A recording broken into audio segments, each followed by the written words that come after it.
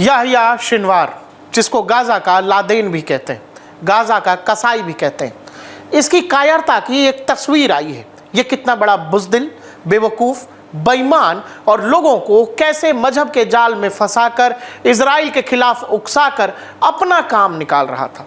इसका मकसद केवल और केवल इस्लाम, फिलिस्तीन के नाम पर दुनिया भर के लोगों से, दुनिया के मुसलमानों से पैसे ऐंठना, पैसे जमा करना और फिर उन पैसों से अय्याशी करना ही याह्या सिनवार का मकसद था, ऐसा लगता है।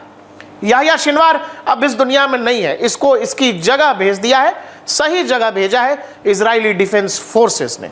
हमास ने जो कुछ भी 7 अक्टूबर 2023 को इजराइल के अंदर किया, उसके पीछे सारा का सारा दिमाग, सारी तैयारी, सारी प्लानिंग, फंड, हथियार, सब कुछ याह्या सिनवार इसके पीछे बताया जाता है। याह्या सिनवार लंबे समय से इजरायली डिफेंस फोर्सेस इसको खोज रही थी, लंबे समय से ये वांटेड भी था, लेकिन इसको एक और नाम से जाना जाता है, गाज़ा का चूहा। गाज़ा का चूहा कहने से मतलब ये वो चूहा है जो गाज़ा में जमीन के नीचे ही जीवन बिता रहा था। सालों पहले ही गाज़ा के अंदर लोगों ने इसको देखा था, उसके बाद से ये देखा भी नहीं गया। ये अपने पूरे परिवार के साथ ऐसा अंडरग्राउंड हो गया कि किसी ने कभी इसको देखा ही नहीं, लेकिन इजराइल के खिलाफ ये सब कुछ करता रहा और फिलिस्तीन और दुनिया के मुसलमानों को बेवकूफ़ बनाता रहा। ये कोई लड़ाई फिलिस्तीनियों की लड़ रहा है, फिलिस्तीनियों के हक और उनके हुकूक के लिए लड़ रहा है, जबकि सच ये है कि जो कुछ भी फिलिस्तीन जिस भी हालत में आज है, जिस बर्बादी के कगार पर गाज़ा है, गाज़ा पूरा सपाट कर दिया है इजराइल ने पिछले 1 साल से जो operation Israeli defence forces Gaza में चला रही।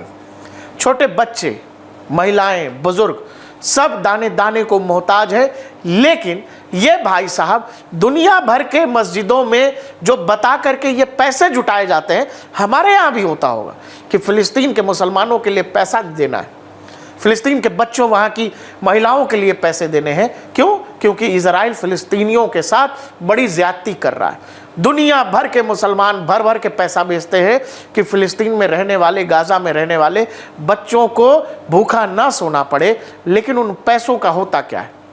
यूएन जो पैसे देता है उसका होता क्या है? वो सब कुछ आईडीएफ फोर्सेस ने दे दिया है। मैंने आपको बताया याह्या सिनवार अब इस दुनिया में नहीं है, लेकिन अपने पीछे वो हकीकत छोड़ के चला गया है। जो लोग भी इसको हीरो मानते हैं, जिन लोगों की नज़र में ये कोई मुजाहिद था और मजहब और फिलिस्तीन की लड़ाई लड़ रहा था, अब वो लोग भी इस पर थूकेंगे। ये दुनिया भर के मुसलमानों से कह लीजिए, अगर मजहब की भी लड़ाई लड़ रहा था तो इतना बड़ा धूर्त और बेईमान था कि केवल और केवल अय्याशी पर इसने $1 मिलियन अपने ऊपर खर्च किए।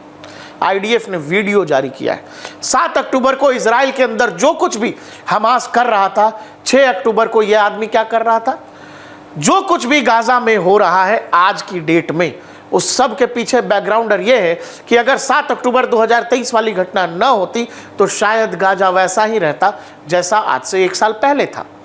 गाज़ा आज खत्म होने की कगार पर है, या यूं कहें वर्ल्ड मैप से गाज़ा साफ होने की कगार पर है, तो उसके पीछे केवल 7 अक्टूबर 2023 की वो घटना, उसका इफेक्ट और उसका इम्पैक्ट, वो सब कुछ इस आदमी को पता था, क्योंकि प्लान इसी ने किया था। इसको पता था कि इजराइल का जवाब ऐसा होगा, इजराइल की जवाबी कार्रवाई ऐसी होगी कि जहां से कोई गाज़ा बचेगा ही नहीं। और इसीलिए जब इसको पता है कि अभी से 24 घंटे बाद इजराइल में कुछ होने वाला है, गाज़ा की ज़मीन के अंदर ये चूहा अपने परिवार के साथ शिफ्ट हो जाता है और एक बंकर में, सेफ हाउस में चला जाता है और सालों तक अब वहीं, पिछले 1 साल से तो उसी बंकर में रह रहा था।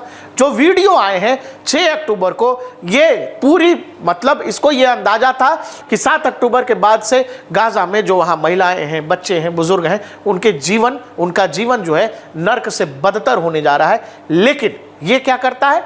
6 अक्टूबर 2023 को ही अपने परिवार को सेव कर लेता है, अपने बच्चों, अपनी पत्नी के साथ ये आदमी गुफाओं से होते हुए सेफ पैसेज की तरफ जाता है। बहुत सारा सामान, खाने पीने का सामान, पानी, ये सब कुछ जुटाता है। मतलब 7 अक्टूबर को जो कुछ भी इजराइल की ज़मीन पर हमास ने किया, उससे पहले ये कथित हमास का लड़ाका, कथित हमास का मुजाहिदीन, ये आतंकवादी अपने परिवार के साथ बिल में छिप जाता है। क्यों?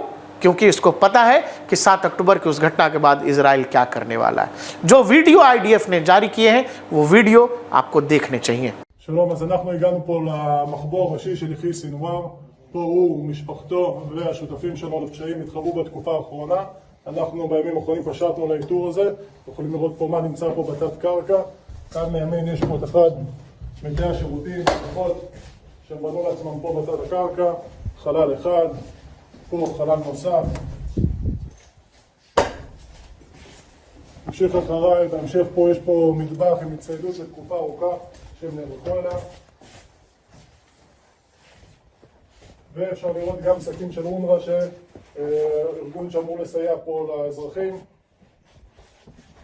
נמשיך פה במסדרון הראשי, החדר הבא היה חלל שבו המאבטחים שלו, של יחיא סנוואר, שמרו עליו עם נשקים, תחמושת, מטענים, עוד הרבה אמל"ח ששמו בצד. ונתקדם לחדר האחרון, החדר של כמובן הבכיר של סנוואר, יושב לו פה בחדר המפואר שלו. הכל נותר פה, הם פרחו, שמעו צה"ל מתקרב אליהם, אותנו מתקרבים אליהם, ידעו שאנחנו באים וברחו. פה כספת שפרצנו ומצאנו פה מיליוני שקלים ודולרים בתוך הכספת ועוד כספים שמפוזרים פה בחוץ. הוא חי פה בצורה טובה עם כל המיליונים שלו, בזמן שהאזרחים פה למעלה חיים בעוני וגובים ברעב. ככה הוא חי, אנחנו מבינים שהוא נמלט מפה והשאיר לפחות חלק מהמיליונים שלו. दुनिया भर से डॉलर, पैसा सब कुछ जमा करके इस नाम पर कि कोई इस्लाम की कथित लड़ाई ये टेररिस्ट लड़ रहा था, इसके जो बंकर है, इसके बंकर में तिजोरी में करोड़ों डॉलर मिले, शेकल्स मिले, वहाँ की जो भी मुद्रा होगी वो, और इसके अलावा तरह तरह के परफ्यूम मिले। ये लड़ाई लड़ रहे थे, ये लड़ाई लड़ रहे थे। और इस तरह के जितने दुनिया में टेररिस्ट हुए हैं, इन सब की हकीकत यही है कि एक बड़े आबादी को ये मजहब की जाल में फंसाकर, उकसाकर उनका जीवन तो ये बर्बाद कर देते हैं, लेकिन खुद ऐशो आराम का जीवन व्यतीत करते हैं और अपने परिवार के करोड़ों की धन दौलत और ज़मीन जमा करके जाते हैं।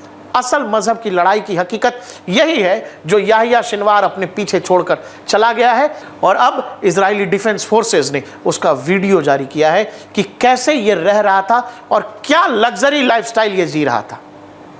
और इसका दावा था कि ये फ़िलिस्तीन की बेहतरी के लिए लड़ रहा है, जबकि सच ये है कि याहिया सिनवार तो अब इस दुनिया में नहीं है, लेकिन जब तक ये रहा तो खुद तो मौज में रहा, लेकिन गाज़ा में रहने वाली बड़ी आबादी जिसमें बच्चे हैं, जिसमें महिलाएं हैं, बुज़ुर्ग हैं, उन सब को जीते जी नर्क भोगना पड़ रहा है।